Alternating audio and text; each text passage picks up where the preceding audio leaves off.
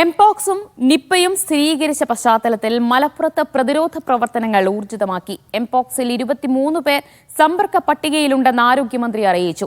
Mpox ബാധിതൻ Manjeri medical കോളേജിൽ ചികിത്സയിലാണ്.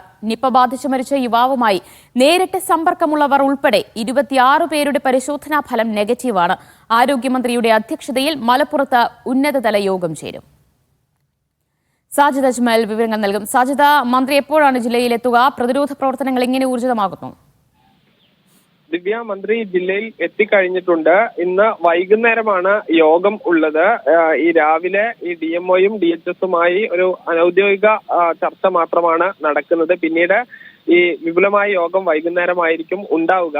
ഇതിൽ എംപോക്സ് സ്ഥിരീകരിച്ച 38-കാരൻ മഞ്ചേരി മെഡിക്കൽ കോളേജിൽ ചികിത്സയിലാണ്. 23 പേരാണ് ഇദ്ദേഹവുമായി നേരിട്ട് സമ്പർക്കം പുലർത്തിയിരിക്കുന്നത്. ഇതിൽ ഈ മലപ്പുറം ജില്ലയിലുള്ള ആളുകളും സമീപ ജില്ലയിൽ നിന്നുള്ള ആളുകളുമുണ്ട്. കാരണം വിമാനത്തിൽ ദുബായിൽ നിന്ന് വന്നതുകൊണ്ട് തന്നെ സഹയാത്രക്കാരായ ആളുകളെയും ഈ സമ്പർക്ക പട്ടികയിൽ ഉൾപ്പെടുത്തുകയും ഇവരോട് നിരീക്ഷണത്തിൽ തുടരാൻ പറയുകയും ചെയ്തിട്ടുണ്ട്. ആർക്കും തന്നെ രോഗലക്ഷണങ്ങൾ നിലവിലില്ല.